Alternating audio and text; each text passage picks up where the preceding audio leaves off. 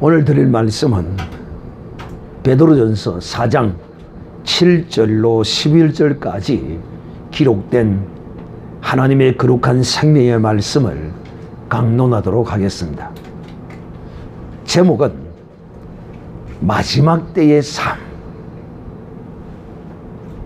종말론적 삶이라고도 말할 수 있습니다.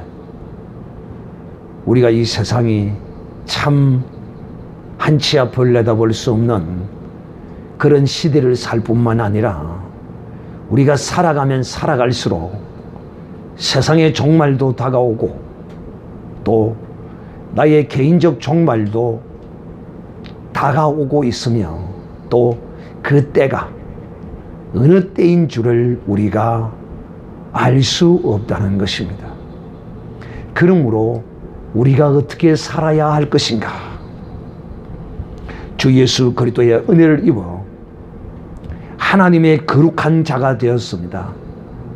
그래서 이제 우리는 하나님의 아들이라, 이제 우리는 신적 거룩한 존재의 반열에 있는 자들이다 하는 것을 깨달아 아시기를 바랍니다. 신적 존재의 거룩한 반열에 있다. 이게 무슨 말이냐면 바로 하나님의 자녀라는 것입니다. 혈과 육으로 난 세상을 추구하는 사람의 자식이 아니라 오직 거룩함과 선하심과 영원하신 하나님의 그 생명의 능력을 쫓아 이제 우리는 하나님의 자녀로 거듭났으므로 세상을 추구하고 세상 끝을 위하여 사는 것이 아니라 하나님 나라와 그 의를 위하여 사는 사람이므로 신적 존재다 이렇게 말합니다. 또 다른 말로 표현하면 영적인 존재다. 왜? 우리가 주 예수 그리스도를 영접하고 말씀과 물과 성령으로 거듭남으로써 하나님의 자녀가 되었던 하나님은 육이 아니에요. 육적 존재가 아니라 이 말이에요. 하나님은 영적 존재이시기 때문에 그분이 우리를 영으로 낳으신 것입니다. 그래서 우리가 이제는 신적 존재가 된 것이죠. 혈과 육으로 난 사람은, 사람의 뜻으로 세상으로 난 사람은 이 세상의 물질 세계와 보이는 세계와 이런 것들에 종속되어질 뿐만 아니라 이런 것들을 추구하는 것이 그의 본 모습이다 하는 것입니다. 그러나 참 신적 존재는 이 세상 것에 관하여 추구하는 것이 아니라 주신 것이므로 누리고 살고 또 감사함으로 살지만은 그걸 추구하고자 목적을 두고 사는 것은 아니다 하는 것입니다. 오늘 우리 그리스도인들이 이것을 바로 알아야 된다 이 말이에요. 기독교가 그런 이 세상 종교적 어떤 추구함에 있는 것이 아니라 하는 것입니다. 그렇다고 일하지 말고 그냥 빈들빈들 놀고 먹으라는 그런 뜻이 아니고요. 열심히 내가 살아가는 그날까지는 내게 주어진 맡긴 사명을 잘 감당하고 그것을 행하고 살아야죠. 그러나 그렇게 살아가는 가운데서 우리는 어떻게 살아야 할 것인가? 이 마지막 때는 우리는 어떻게 살아야 할 것인가? 베드로는 우리에게 그것을 정확하게 오늘 이 시간 말씀하고 있는 것입니다. 사랑하는 히브리서와 이 계시록은 종말의 삶을 사는 하나님의 사람을 향한 메시지인 것입니다. 특히 히브리서는 개인적인 종말에 관한 믿음의 삶을 어떻게 살아야 할 것인가를 말씀하고 있다면 요한계시록은 세상적 종말, 이 역사적 종말에 처한 하나님의 사람의 삶을 어떻게 살아야 할 것인가를 나타내주고 있는데 다 똑같은 목적을 가지고 똑같은 목표를 가지고 우리에게 말씀하신 것이다. 이렇게 우리가 보면 정확한 것입니다.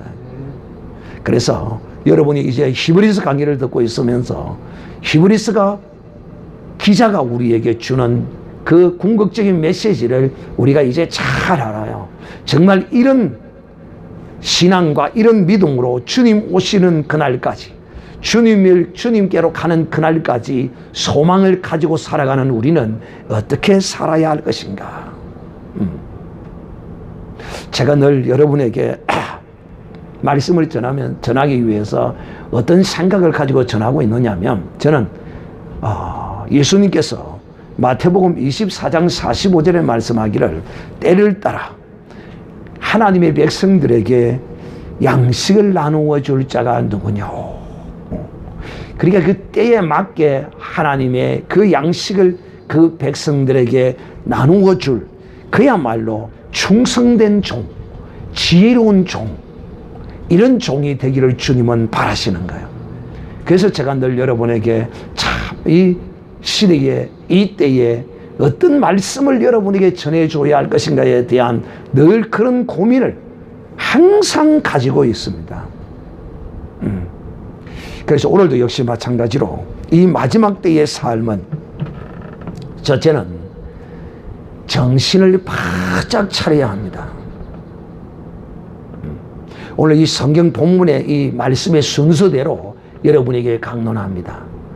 오늘은 특별한 어떤 깨달음이나 어떤 성령의 어떤 인도하심보다는 기록된 말씀 위에 그대로 오늘 성령의 인도하심을 따라서 말씀을 여러분에게 전하도록 하겠습니다. 첫째는 이 본문 말씀이, 이 마지막 때는 정신을 바짝 차려야 된다. 이 정신 바짝 차리지 아니하면요, 큰일 나는 거예요. 이 세상에서도 이런 말을 합니다. 요즘은 참 이런 말을 참 사용하지 않지만은, 제가 어릴 때는 그런 말을 참 많이 들었어요. 호랑이에게는 몰려가도 정신만 바로 차리면 산다. 오늘 주님은 우리에게 이 베드로 선지자를 통하여 이 마지막 때에는 우리가 정신을 바로 차리고 살아야 된다. 뭔가 흩던 곳에 이 정신을 빼앗기면 안 된다. 이 정신과 마음은 하나 되어 나타나기 때문에 마음을 빼앗기지 마라. 또 정신을 빼앗기지 마라. 무엇에? 세상 것에, 헛된 것에, 이런 것에 마음과 정신을 빼앗기지 말라는 것입니다. 오늘 정말 우리 한국 교회의 이 지금 현실과 또 우리 개개인의 이 신앙의 어떠함을 오늘 이 시간 철저히 한번 완전히 한번 드러내어 보는 시간이 되도록 하겠습니다. 정말 그러므로 여러분은 어떤 일이 있어도 이 마음과 정신을 이 마지막 때에 살아가는 우리에게 있어서 절대로 이거는 빼앗기는 순간에 빠져나오지 못하는 경우가 있습니다. 한번 빼앗기면은요, 이걸 회복할 수 있느냐 하면 참 하나님의 놀라운 은혜와 기적이 아니고서는 한번 정신을 빼앗기고 한번 마음을 빼앗기면 회복하는 것은 불가능에 가까울 수도 있습니다. 아직까지 완전히 빼앗기지 아니하고 꼬리를 지금 잡고 있는 어떤 한 사람이 있어요. 여러분이 보고 있는 정신을 빼앗기고 마음을 지금 다 거의 빼앗겨가고 마지막 한 정신의 꼬리를 붙들고 있는 사람이 있어요. 꼬리 붙들면 힘들어요. 여러분, 개를 잡으려면 꼬리를 잡아야 잡기가 쉬워요. 목에 목살가지를 해서 잡아야 돼요. 목에 목줄을 해서 잡아야 이 개를 내 마음대로 부를 수 있고 이걸 마음대로 할 수 있어요. 우리의 신앙도 마찬가지예요. 이 신앙에요, 꼬리를 딱 잡고 있으면요, 이거요, 힘들기도 엄청 힘들 뿐만 아니라 몸을 전부 다 놓쳐버리기 때문에 빠져나가는 것은 이게 시간 문제입니다. 제가 구체적으로 여러분에게 말하지 않지만은 여러분은 지금 그런 한 사람을 우리가 이 교회에서 보고 있는 것입니다. 그래서 절대로 정신을 빼앗겨서도 안 되고, 이 정신을 빼앗기면 마음도 빼앗기게 되어 있습니다. 또 이 마음을 빼앗기면 몸도 빼앗기게 되어 있어요. 그래서 정신과 마음과 몸을 빼앗기면 결국 무엇을 빼앗기게 된다고요? 신앙. 그 안에 담겨 있는 게 뭐예요? 영이에요. 내 영혼을 빼앗긴단 말이에요. 내 영혼을 빼앗기는 거예요. 정신을 빼앗기고 마음을 빼앗기고 몸을 빼앗겨 버리면. 그래서 제가 여러분에게 기도할 때 그렇게 기도하잖아요. 주님, 오늘 이 시간도 주님께 예배하기 위하여 내 모든 것을 주님께 가지고 왔습니다. 예배하는 자는 자기의 모든 것을 주님께 가지고 와야 돼. 마음과 정신과 몸과 물질과 가정과 이 모든 것을 다 가지고 예배하러 나와야 된다 이 말이에요. 그 모범을 하나님이 어디서 우리에게 보여주셨어요? 어디서 보여주셨습니까? 그럼 질문한 내용을 몰라요. 내 마음과 내 뜻과 정성과 내 몸과 물질과 가족과 그 모든 것을 다 가지고 하나님께 예배해야 된다는 본을 우리에게 보여주셨는데 어디서 하나님이 보이시고 말씀하셨어요?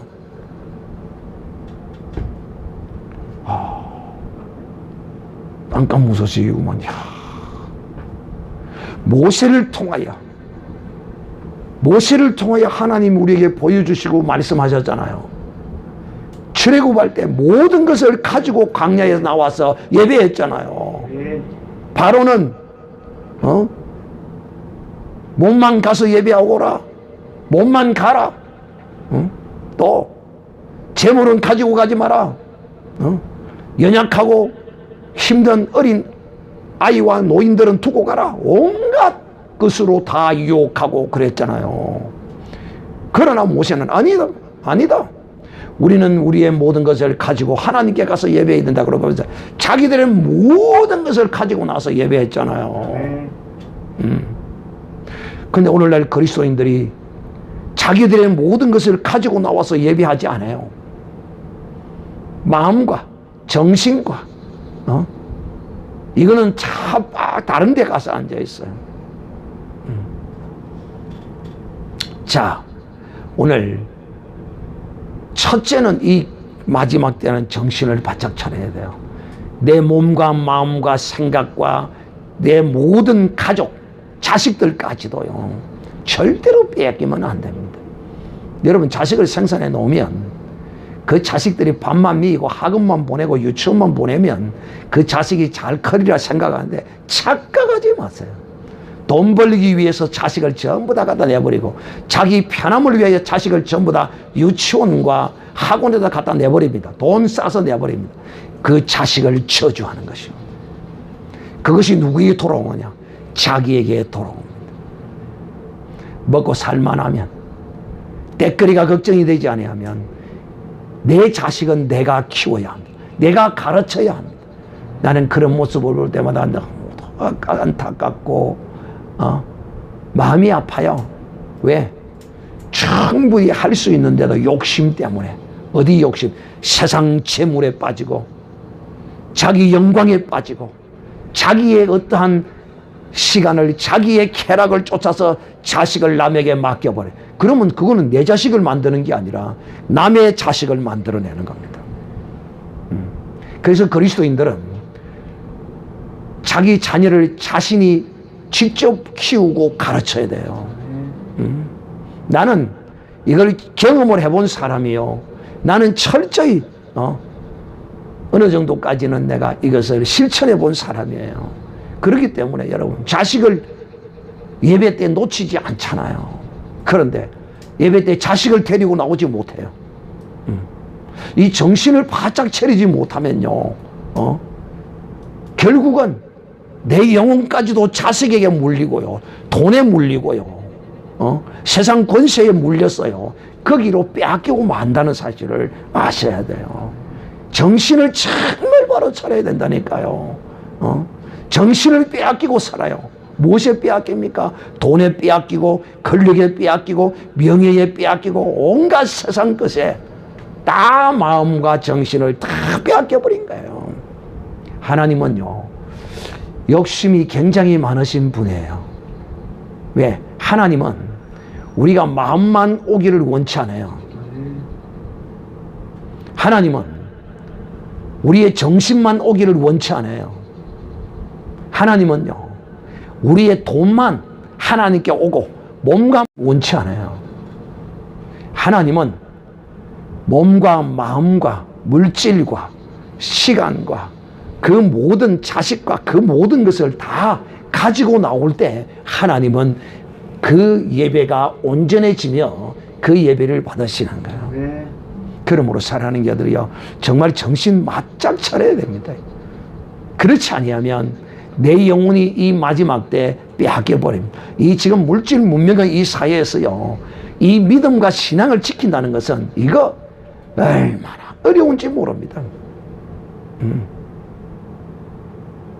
그런 시대에 이 베드로는 우리에게 정신을 바짝 차리라. 두 번째, 근신하며 기도해라. 근신하며 기도해라. 기도. 기도밖에 없으신 분도 우리 교회에 있죠. 오직 기도를 위하여 기도밖에 없으신 분이 우리 교회에 있습니다. 얼마나 우리는 감사한지 모릅니다. 이 기도의 부담은 누구든지 가져야 됩니다. 할렐루야. 네. 기도의 부담이 없는 사람은 이거 그리스도인이 아닙니다. 그러니까 서서도 기도하고 앉아서도 기도하고 자다가도 기도하고 이러는 사람이 되어야 돼요. 무시로 성령 안에서 기도하고. 그러니까 일을 하다가도 그냥 쓸데없는 소리 중얼거리고 있지 말고 일을 하면서 기도하면서 일하는 거예요. 이 해봐야 알지. 길을 가면서도 기도하면서 가는 거 해봐야 알지. 안 해보면 모르지. 화장실에 앉아서 응가할 때도 기도하면서 응가하는 거예요. 안 해보니 모르지. 아니 목사님 힘줘야 되는데 그 기도할 정신이 어디 있습니까? 그러면 계속 힘 맞고 있나? 그러다 나빌라 힘주다만. 아니 그러다 안 온 사람도 있어요. 그래 화장실에 푹 빠져 있다니까. 참 내가 그런 사람도 있다니까. 어쨌든 사랑하는 형제들이요, 그만큼 우리 이 종말을 살아가는 하나님의 사람이 기도에 대한 부담을 가지지 않는다, 이거 큰일 난 사람입니다. 기도에 대한 개념이 없다. 기도해야 되는데 기도를 안 해서 안 되는데, 적어도 이런 부담까지 느끼고 살아야 되는데 이런 부담까지 없이 자유했다. 야, 이거 정말 큰일 날 사람입니다. 누가? 나는 큰일 날 사람이구나. 우리 다 같이 한번 따라 합시다. 나는 큰일 날 사람이구나. 나는 큰일 날 사람이구나. 진짜 큰일 날 사람입니까? 이런 사람 되면 안 돼요. 그래서 제가 여러분에게 지금 복창을 시키는 거예요. 정말 이 이야기를 듣고, 정말 내가 큰일 날 사람이구나. 왜 베드로 사도가 근신하며 기도하라고 했는데 마지막 때가 다고 올수록 그래서 저녁에 잠깐만이라도 골방에 들어가서 피곤한 육신을 일끌고 씻고 자기 전에 기도해야지, 기도해야 하는데 부담감을 가지고 가서 골방에 5분 기도하고 꼭 그러서 자더라도 기도해야 되는 거예요. 기도에 대한 이런 부담을 가지지 않는 사람은 이 마지막 때에 바른 삶을 살지 못해요. 기도해야 된다. 무엇을 기도해야 하는가? 이제 곧 나오겠대요. 무엇을 기도해야 되는가? 여러분, 우리가 기도해야 될 이 기도의 제목, 제일 중요한 게 뭘까요? 자, 힌트를 드리도록, 에베소서에 나옵니다. 에베소서 뒤편에 나옵니다. 뭘까요? 우리가 제일 중요하게 기도해야 될 게, 이건 내가 옛날에 다 했는데,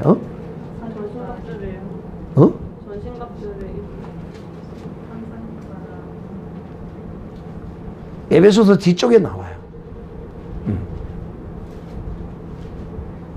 이 종말을 맞이한 우리가 이 마지막 때 기도해야 될 가장 중요한 제목이 이 큰일 났어요. 늘 여러분 이걸 했는데도 지금 다 羹을 지금 구워 먹었는지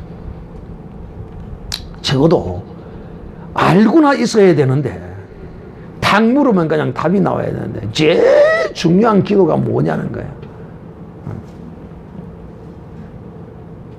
에베소서 6장 18절 읽어보세요. 다 같이 시작.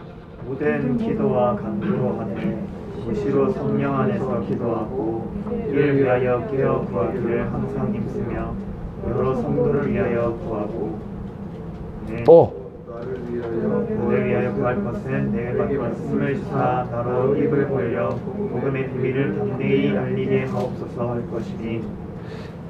자, 가장 중요한 기도가 이 복음의 비밀을 담대히 알리게 해달라고 기도하라니까. 이게 가장 중요한 기도야.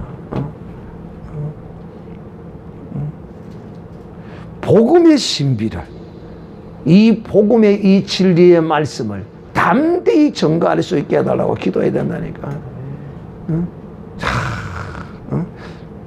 근신하며 기도하라. 무시로 성령 안에서 기도하라. 깨어 구하기를 항상 힘써. 우리는 사실 하나님께 우리는 구할 것이 많아요. 하나님께 이 구할 것이 없는 이 사람, 이거요 큰일 날 사람입니다. 오늘 큰일 날 사람이 참 많이 나오는데 나 하나님께 구할 게 아무것도 없습니다. 참, 내가 이 세상 것, 혈육적인 것 이걸 구하라는 게 아니에요. 그거 외에 거룩한 걸 구할 것이 우리가 얼마나 많은데 하나님께 이것을 우리가 구해야 돼요.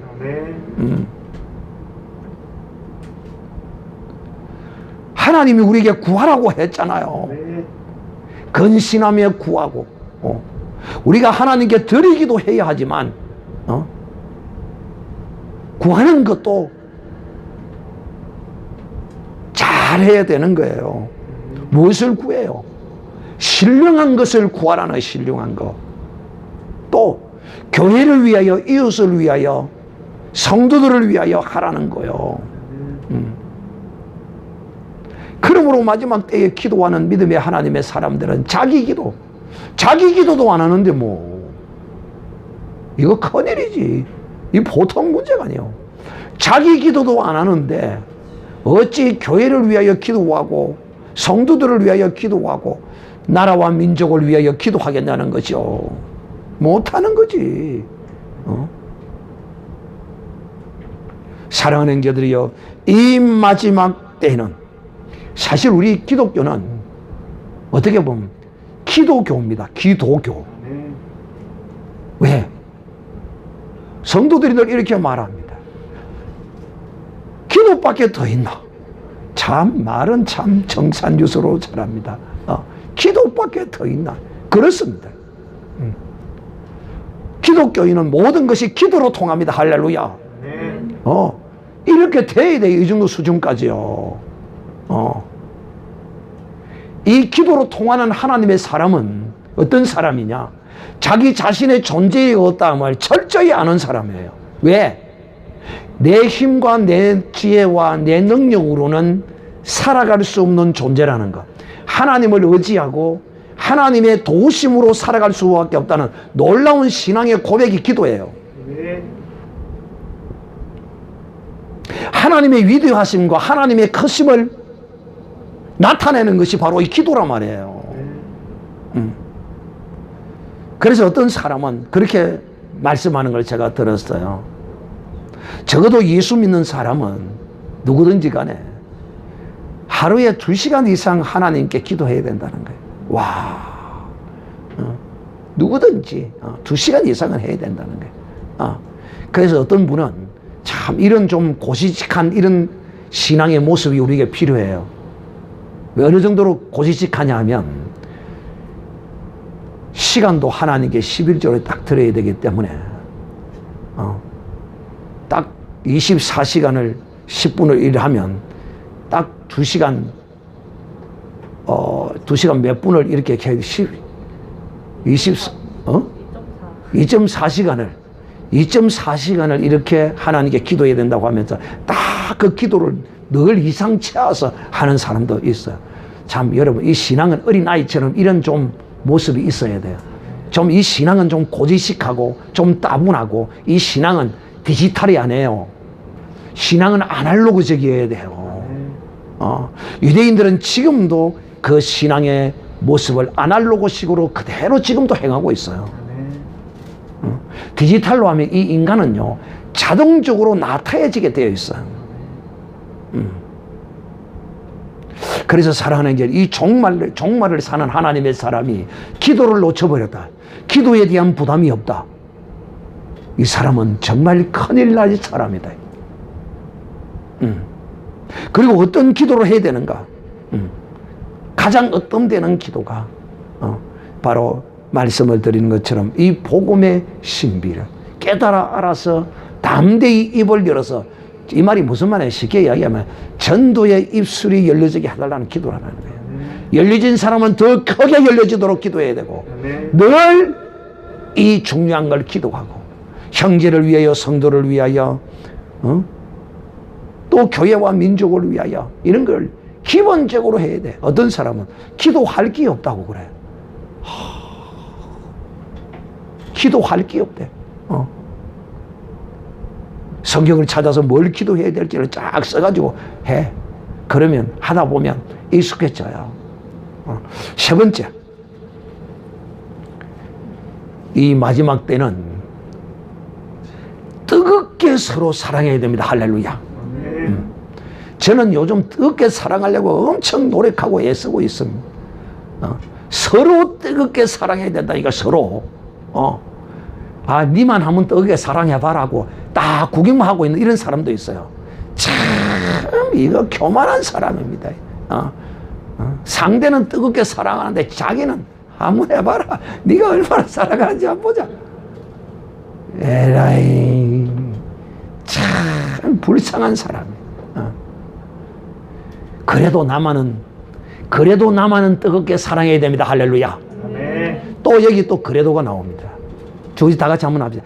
그래도 나만은 뜨겁게 사랑하자. 시작. 그래도 나만은 뜨겁게 사랑하자. 상대방은 뜨겁게 사랑하지 않고 간만 보고 있어도 나는 뜨겁게 사랑해야 됩니다. 이 모든 것에 우리가 이 사랑함을 나타내야 돼요. 모든 것에 사랑. 자, 뜨겁게 사랑하고 뜨겁게 사랑. 근데 여러분, 이 뜨겁게 사랑하는 것이 도대체 뭘까? 이 뜨거운 사랑은요, 뭘 녹여낼까요? 뜨거운 사랑은, 그렇죠, 죄와 허물을 녹여냅니다. 완전히 핥아서 태워서 핥아버립니다. 이 사랑의 불이 죄와 허물을 핥아서 완전히 태워버린다니까요. 그러니까 결혼을 해서 부부가 서로 살아도 죄와 허물을 늘 생각하고 기억하고 산다는 것은 뜨겁게 사랑하지 않기 때문에요. 뜨겁게 사랑하면요, 연애할 때처럼 그것을 계속만 유지한다면 허물과 죄가 무슨 소용이 있겠어요? 다 녹아나죠. 우리의 모든 무엇을 향한 그리스도 안에서의 사랑은 그야말로 뜨거워야 합니다. 기질적으로 또 이 성정적으로 또 이렇게 뜨거운 사람이 또 있어요. 또 기질적으로 뜨뜻미지근한 이런 사람이 있어요. 그런데요, 여러분, 성령을 받으면 이 사람의 기질도 바뀝니다. 내성적인 사람이 외성적으로 바뀝니다. 표현 못하던 사람이 다 표현 못해도 다 표현 못하던 이런 사람도 성령 받으면, 하나님의 성령이 임하시면요, 표현 잘하고 적극적이고 이렇게 외성적인 사람으로 바뀌어져야 돼요. 우리 그리스도인들은요. 그리스도인들은 내성적인 사람이 아니에요. 하나님이 바꿔버립니다. 완전히 사람을 바꿔버린다니까요. 그러니까 뜨겁게 사랑하지 않는 사람은 이거 참 그리스도 안에서 참 주님의 사랑을 받은 사람인지 안 받은 사람인지 헷갈립니다. 우리 대의인은 알 거예요. 아버지가 얼마나 뜨겁게 사랑하려고 노력하고 행하는지 우리 대의는 알아요. 왜? 지는 만날 보니까 아버지가 저렇게 노력하는구나, 아버지가 힘들게 하는구나. 왜? 내가 목사니까 그렇게 본을 보여야 돼요, 안 돼요? 내가 비록 허물이 많고 연약한 게 많지만은 그래도 대의가 그걸 보고 아는 게야. 아버지가 엄청 노력하는구나. 옆에서 보고 안다고. 뜨겁게 사랑해야 돼, 뜨겁게.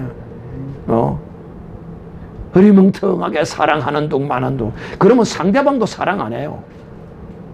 내가 뜨겁게 사랑하면 그 사랑에 상대방도 녹아서 아이고 저가 저렇게 나를 사랑하는데 나도 저야 10분의 1이라도 따라가지고 이리 나온단 말이야.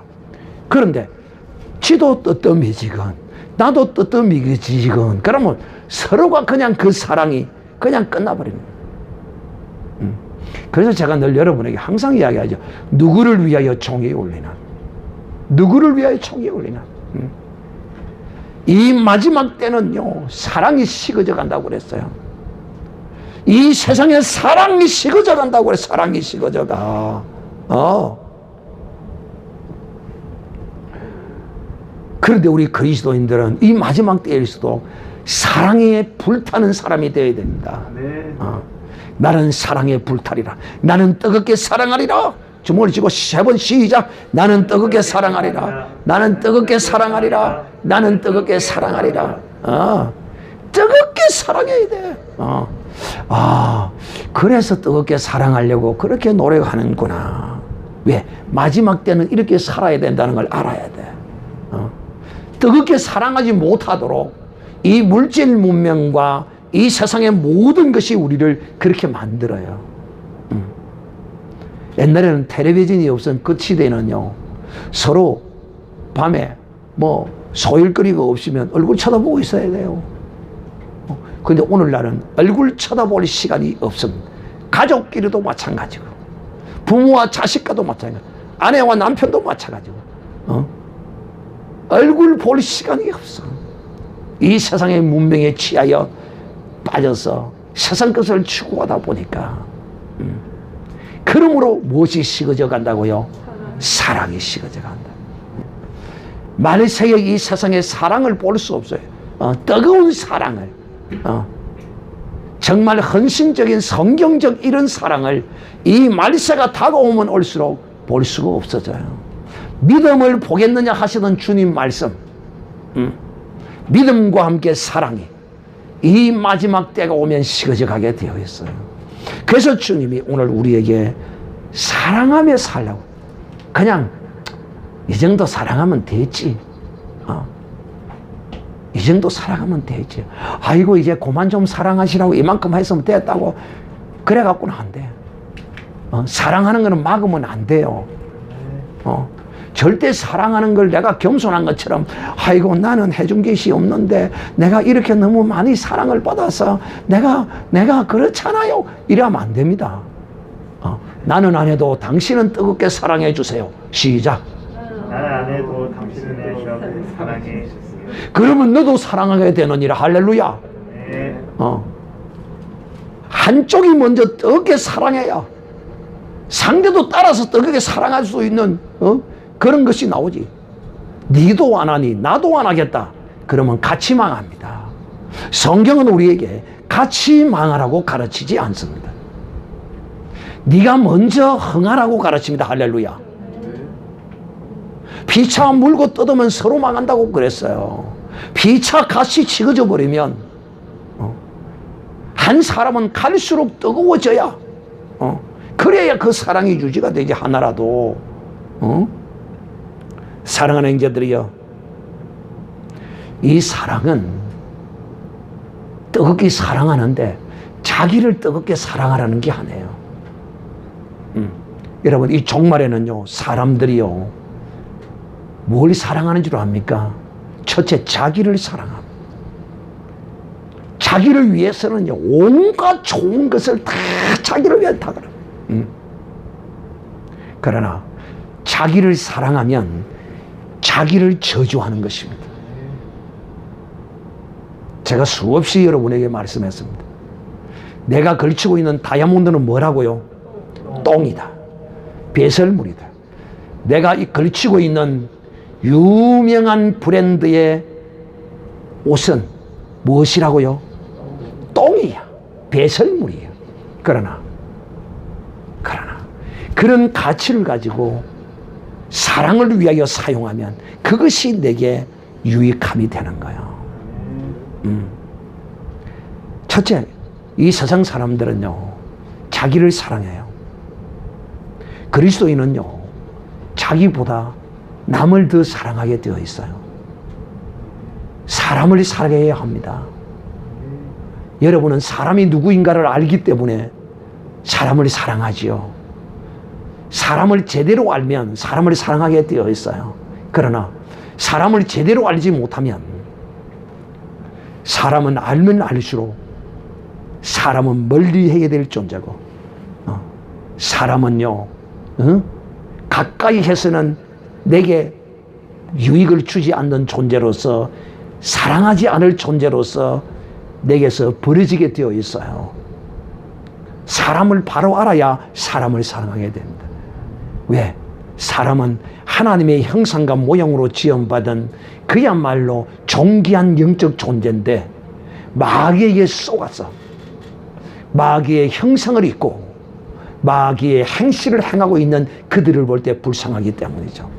바로 이것이 사람을 사랑해야 되는, 사랑하라고 하신 주님의 그 뜻을 나타내고 있는 것이라는 것입니다. 사람 사랑하기보다도 사람들은 자기를 사랑하고요, 그 다음째 돈을 사랑합니다. 돈을 사랑해. 돈 안 좋아하는 사람이 있습니까? 요 돈 안 좋아하시는 분 한번 손 한번 들어보세요. 119 전화를 하려고 했더만은 다행히 119 전화 안 해도 되겠네. 뭐 말인지 못 알아들었어요? 돈을 좋아하지 않는 사람만 손 한번 들어보세요. 그런데 여러분, 돈을 너무 좋아하고 사랑하는 것은, 이거는 문제가 있어요. 우리 그리스도인들은 돈을 사랑하는 사람이 되어서는 안 돼. 무엇보다 더 사랑하는 것이라고요? 무엇보다도 돈을 사랑하면 안 된다고요? 하나님보다도. 오늘 이 시간도 하나님보다도 돈을 더 사랑해서 돈과 지금 뽀뽀하고 있는 사람이 얼마나 많습니까? 돈을 더 사랑하는. 그 다음째, 세 번째는, 이 말세에는요, 사람들이요, 이 마지막 때가 다가오면 다가올수록요, 사람들이 쾌락을 사랑합니다. 쾌락을. 그래서 더 좋은 쾌락이 없나 그래서 술을 마셔도 그것으로 족하지 아니하고 마약을 찌르고 음란을 통하여 쾌락을 즐기고, 이것도 온갖 방법을 통운하여서 거짓을 하고 있다 이 말이에요. 쾌락을 쫓아요, 쾌락을. 근데 성경에 없는 것이 또 하나, 오늘 이 시대에 하나 있어요. 이 고대 사회에서는요, 애완용이라는 이런 단어는 거의 없었을 거예요. 고대 사회에서는. 그런데 오늘날에는 이 애완용이라고 그래가지고 이 개를 하나님보다 더 사랑합니다. 개 때문에 개가 감기가 들어서 교회를 못 온다는 거야. 개를 봐줄 사람이 없어서 교회를 못 온다는 거야. 하나님보다 개를 더 사랑하는 인간들이 있단 말이에요. 이거 개 같은 인간이 있다 이 말이에요. 자기가 개보다도 못한 인간인 줄을 알지 못해요. 왜? 신앙이 없는, 믿음이 없는 사람이라면 뭐 그렇거니 하고 우리가 넘어가지만은, 믿는다고 하는 하나님의 사람이 자기 자신을 개보다 못한 존재로 여기고 살고 있어요. 이거 하나님 믿는 거 아닙니다. 이거 알아야 돼요. 똑똑히 들어야 돼. 하나님보다 개를 더 사랑해가지고 개 똥구녕을 쫄쫄 빨고 뒤를 쫓아다니고 있어. 그래가 개 똥 싸면 그걸 주워다가 담아서 봉지에 들고 돌아다니는 개 똥땅개 짓을 하는 인간들이 있다 이 말이야. 어? 개 똥구녕이나 쫄쫄 빨고 다니고 말이야. 어? 이런 인생이 있다 이 말이야. 고대 사회에는 이런 일이 없으니까 이렇게 성경이 없어요.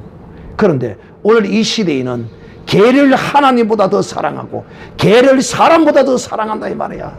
그래서 제가 여러분에게 했죠. 꼭 개가 그리 좋으면 개를 사랑하는 만큼 사람도 사랑하고 개에게 쓰는 비용만큼 사람을 위하여 구제하고 헌신하고 사람을 위하여 하고 하라.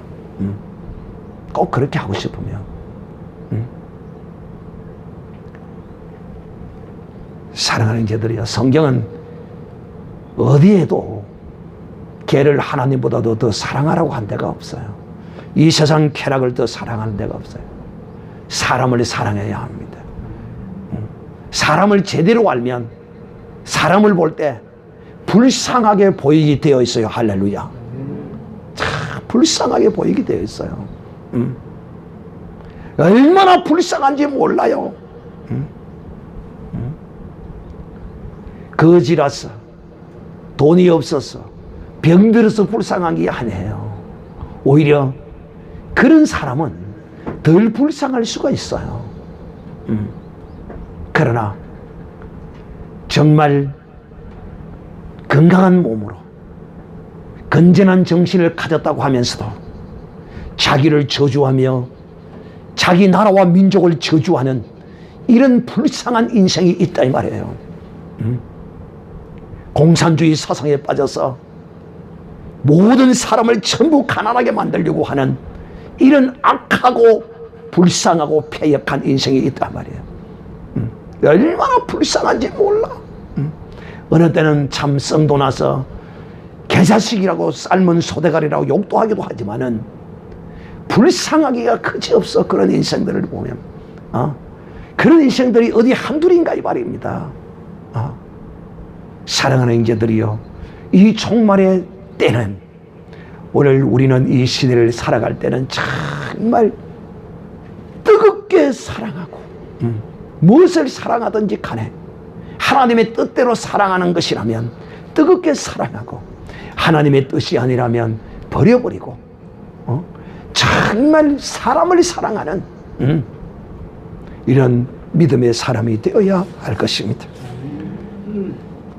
네 번째로, 대접하기를 원망 없이 하고 은사를 받은 대로 하나님의 여러 가지 은혜를 맡은 선한 청지기 같이 봉사하라. 대접과 봉사, 대접하라, 봉사하라. 대접과 봉사하라. 오늘 이 두 가지를 하나로 해서 여러분에게 말씀을 하도록 하겠습니다. 대접, 봉사. 이것은 여러분, 대접하고 봉사하는 마음은 이거 어디서 나오는 것이냐면 그 사람의 겸손함입니다. 그 사람의 온유함입니다. 이런 데서 대접하고 겸손함, 대접하고 봉사가 이런 데서 나오는 것이지, 온유하지 않고 겸손하지 않으면 결코 봉사를 하거나 남을 대접하지 못합니다. 봉사하는 것이나 대접하는 것이나 마찬가지잖아요. 같은 어떤 개념을 담고 있잖아요. 근데 이것을 주님이 우리에게 어떤 마음을 가지고 하라고 하느냐 하면 청지기의 마음을 가지고 하라는 거죠.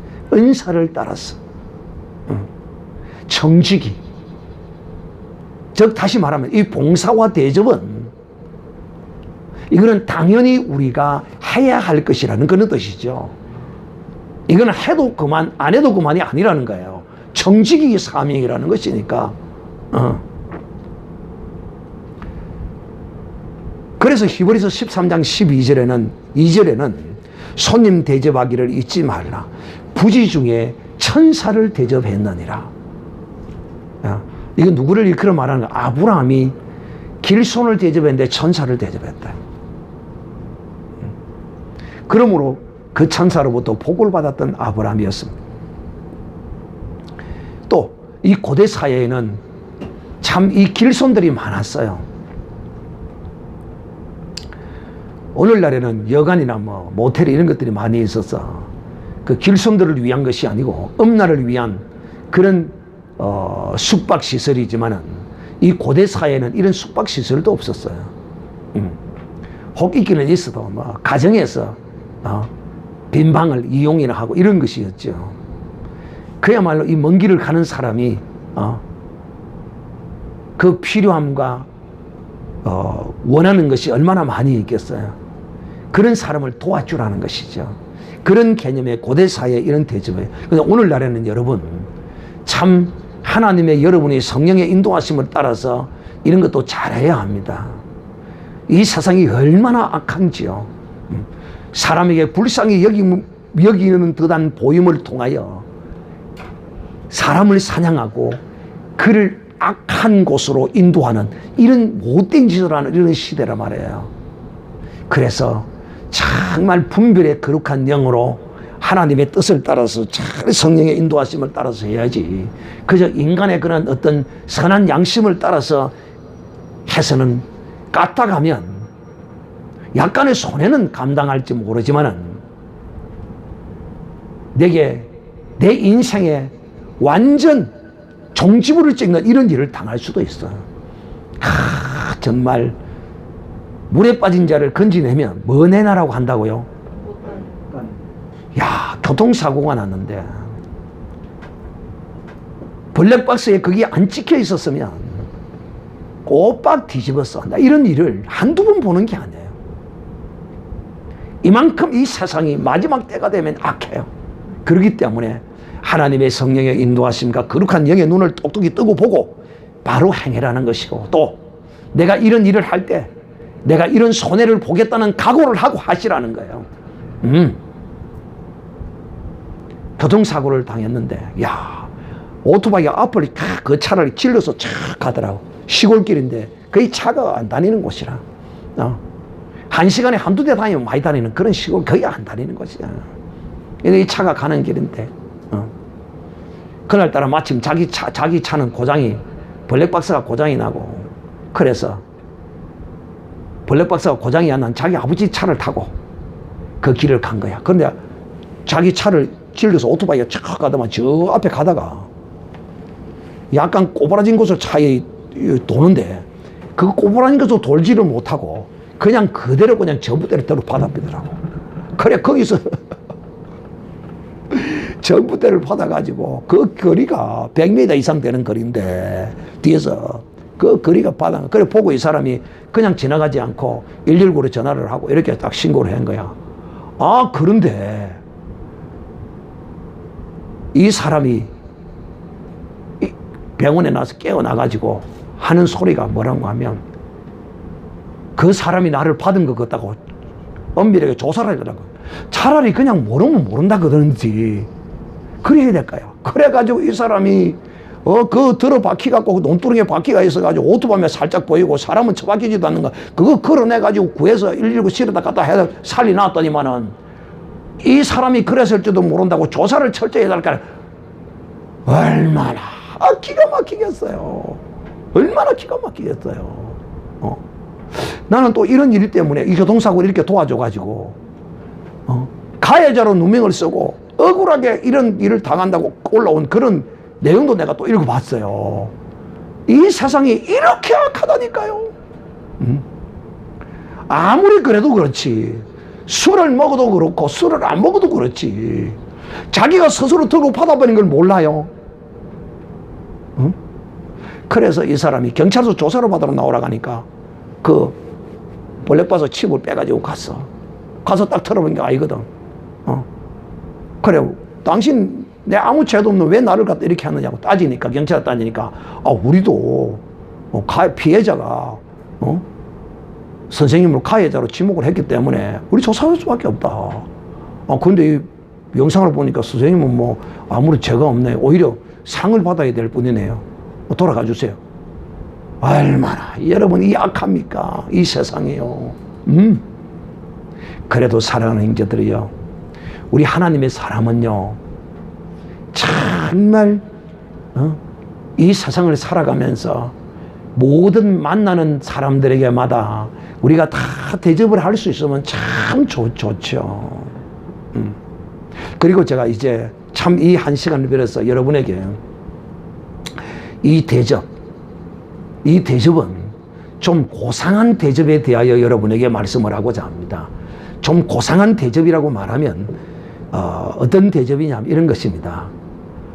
성도가 성도 간의 대접일 수도 있고, 또 집사가 장로에게 대접하는 것일 수도 있고, 또 성도가 목사에게 대접하는 것일 수도 있고, 목사가 성도에게 대접하는 것일 수도 있고, 또 목사가 목사 간에 대접하는 것일 수도 있어요. 이 모든 것이 온유와 겸손으로 말미암아야 한다. 나는 우리 모두가 다 잘 아는 것처럼 심화보 목사님의 그 사건에 관하여 너무도 내가 마음이 아파요. 왜? 정강훈 목사님이 하는 이 애국운동은 아무나 누구나 할 수 있는 게 아닙니다. 심화보 목사님이 그를 돕겠다고 처음 시작했던 그 마음을 끝까지 가졌으면 얼마나 아름답고 정말 섬김과 대접의 거룩한 본을 모든 사람들에게, 모든 주의 종들에게 보여주는 얼마나 거룩한 행실이 되었겠어요. 그런데 그 마지막에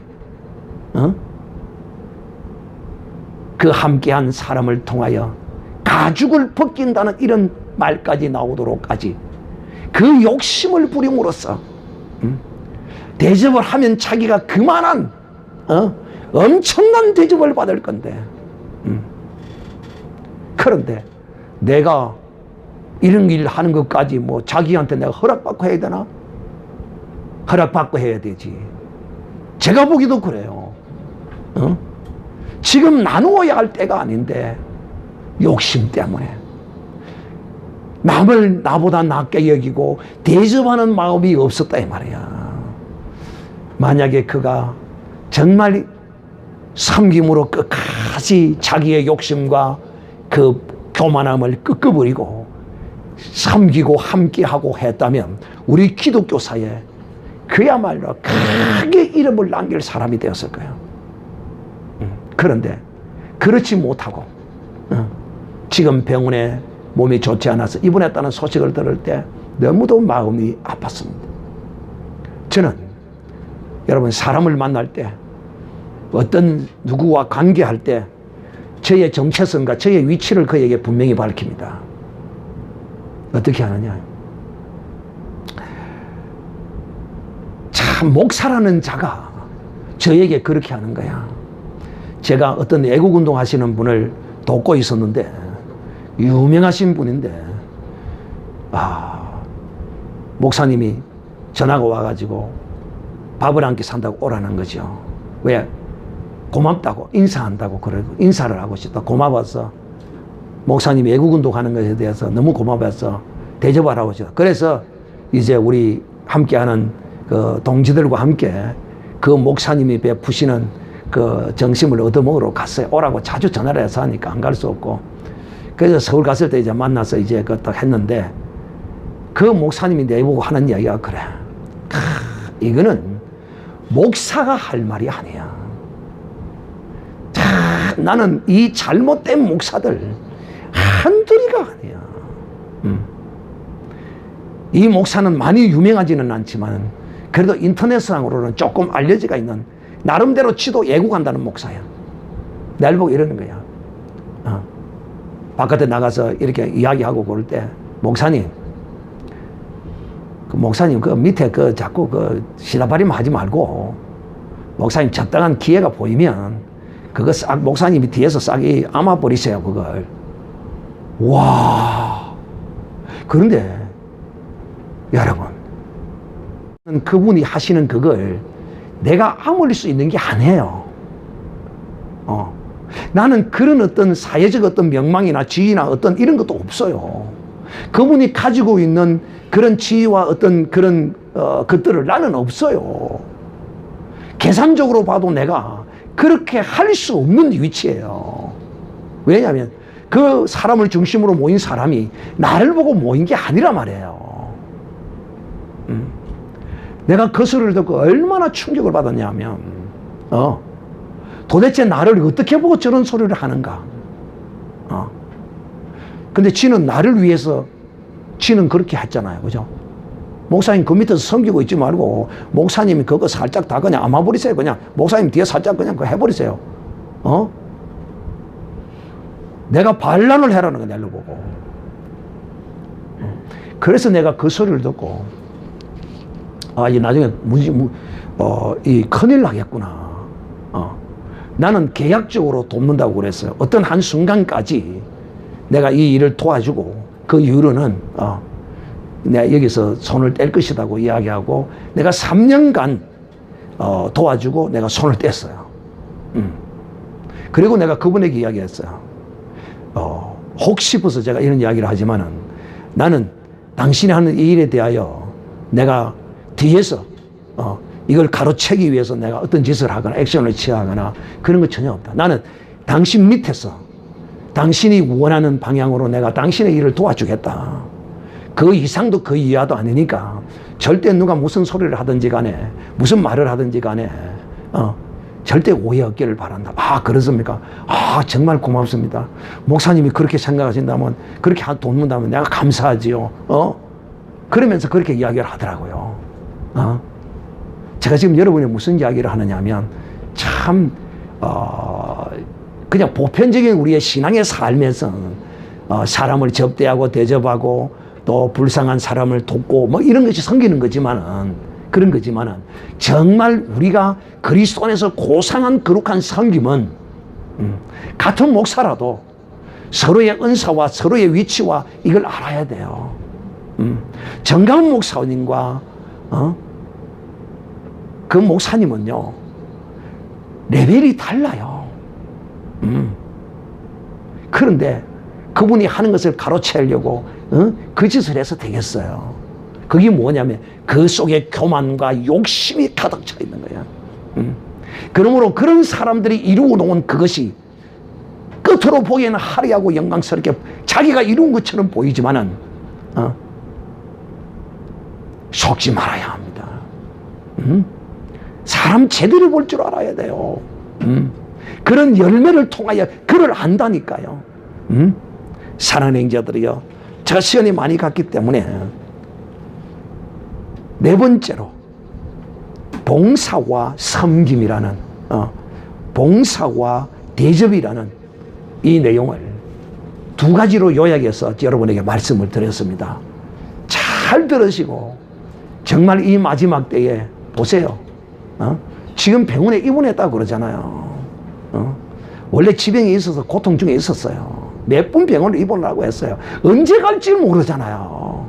그런데 그 욕심을 부려서 되겠어요? 그 부린다고 되는 것도 아닌데 그런 걸 모른다는 거예요. 대단한 사람 같고 대단한 성공자 같고 그렇지만 결코 성공자가 아니에요.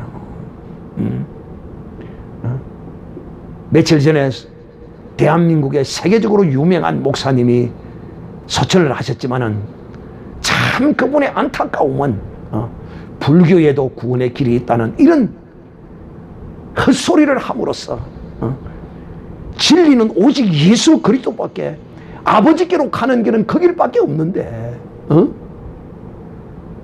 왜 이 진리를 거역했는지, 예수 그리스도를 부인한 것은 아니지만은 너무도 안타까운 거예요. 왜 그랬겠어요? 왜 그랬겠느냐는 것입니다. 왜 불교에 가서 강의를 하면서 거기서 당당히 선포해야지, 예수가 진리입니다, 예수 외에는 길이 없습니다. 여러분, 나는 목사기 때문에 이 기독교의 진리를 불교인 여러분에게 나는 정확하게 오늘 알려주고 갈 책무가 있습니다. 이렇게 나와야 되지 않겠느냐 말입니다.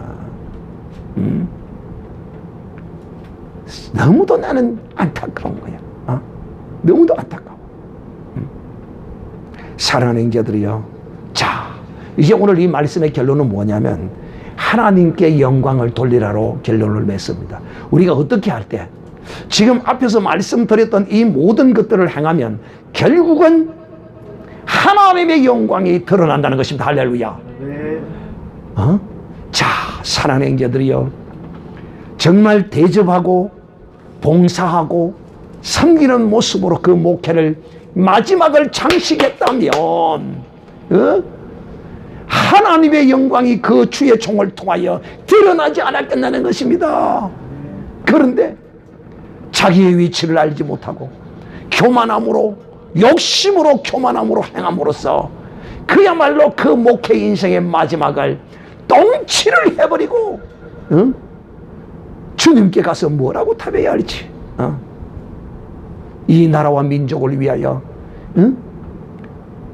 40년 50년을 기도하며 민족을 품어왔던 이 민족의 지도자요, 하나님이 보낸 거룩한 선지자를 분란 일으키고 갈라치기 하려고 했던 이런 사건들이 많아요.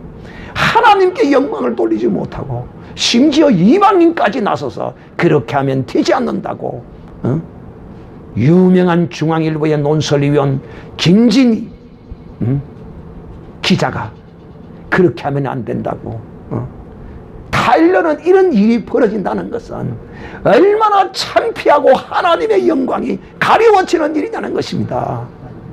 사랑하는 형제들이, 우리가 진실로 이런 그리스도 안에서 정말 고차원적인 이런 섬김과 대접과 이런 봉사의 삶,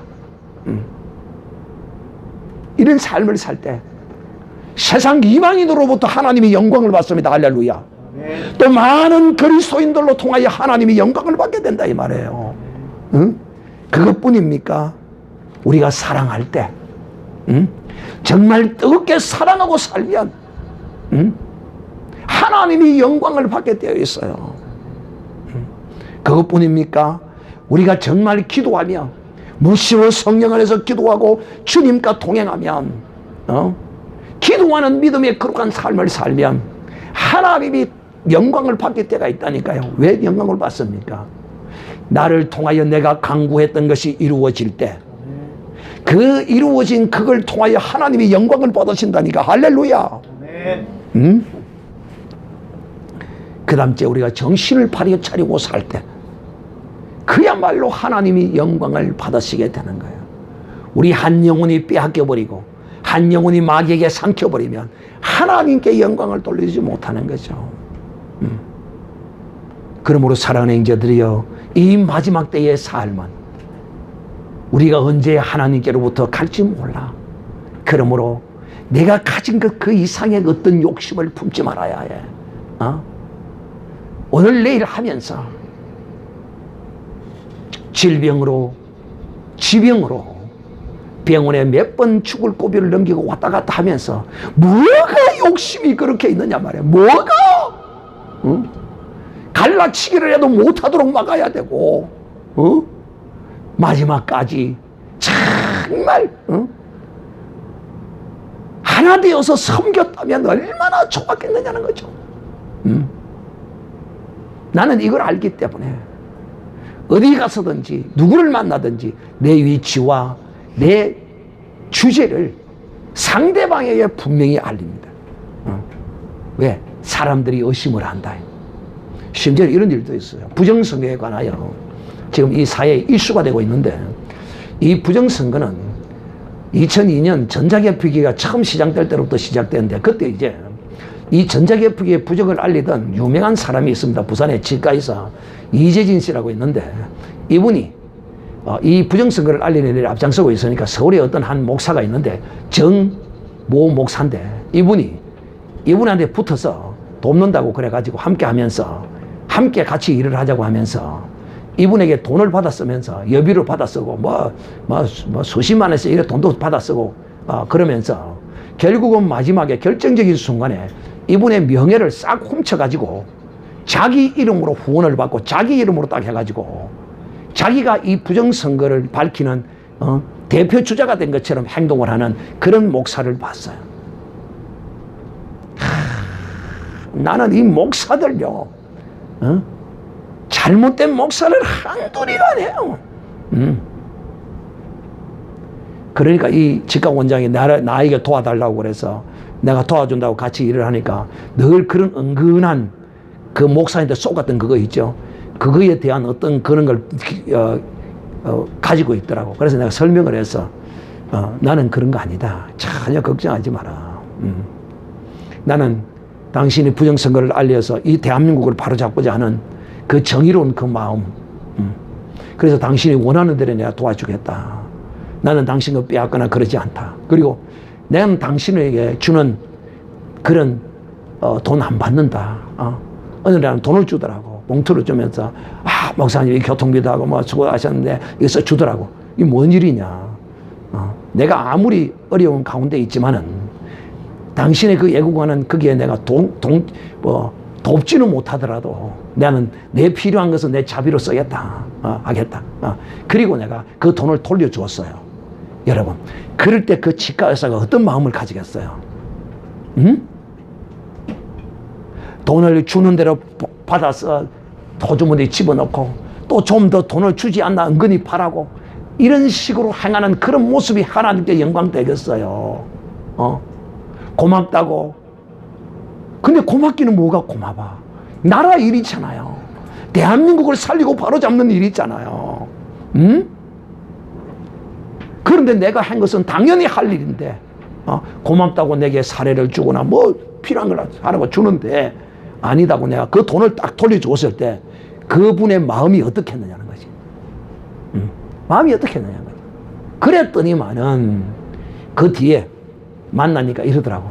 목사님, 내가 목사님은 내가 죽을 때까지 이빨은 내가 목사님 가져가 내가 전부 책임지겠습니다. 그래가 내가 그 양반한테 이빨을 지금 2개나 해였다니까.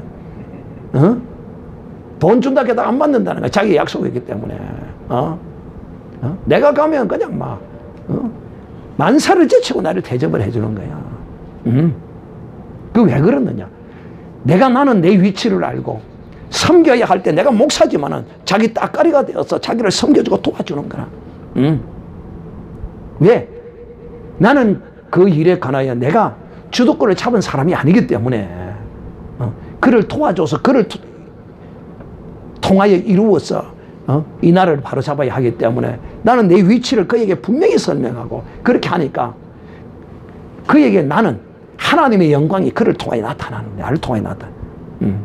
그러니까 여러분들도 어디를 가든지 무엇을 하든지 이 마지막 때는 사람들이 자기 욕심과 정욕과 자기를 위해서 살려고 하는 이런 것들이 가득 차 있지만은 여러분은 결코 오늘 이 사도 베드로가 우리에게 가르치신 이 말씀을 잊어버리지 말고 꼭 기억하고 하나님의 영광을 나타내는 이런 복 있는 믿음의 사람이 되어서 언제 갈지 모르는 그 나라 들어가서 하나님으로부터 영광과 면류관과 상급을 받는 여러분 되시기를 바랍니다.